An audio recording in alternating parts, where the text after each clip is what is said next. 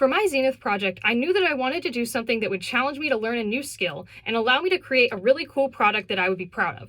So it felt like the perfect opportunity to sew. Of course, creating fashion also ties in very well with numerous skills I've learned in design class. I'm already quite familiar with this style of fashion, but in order to come up with my own design, I had to look at things a little more closely than I usually do. I looked at a ton of inspiration photos, trying to figure out how different layers of color and lace are often assembled. Obviously, I also needed to do research on how exactly to turn my design into a pattern and how to turn those patterns into an actual dress.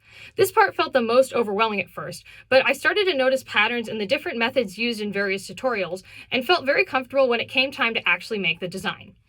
This was not an inherently collaborative project for me, but it was nice to have support and advice from my peers. I was even able to get the chance to talk to a few people that have actual sewing experience, and they gave me lots of good feedback and advice. I think the biggest 21st century skill that I honed throughout my Zenith project was risk-taking. Jumping into an entirely new medium with the goal of creating an original design was very daunting, but I'm proud of how I was able to face and solve problems throughout the process and adapt my plans when I needed to. I feel very satisfied with how I fulfilled both Zenith project and my own objectives over the past few months. I've gained tons of new skills, and the things I created are definitely my freestyle productions that I'm the most proud of.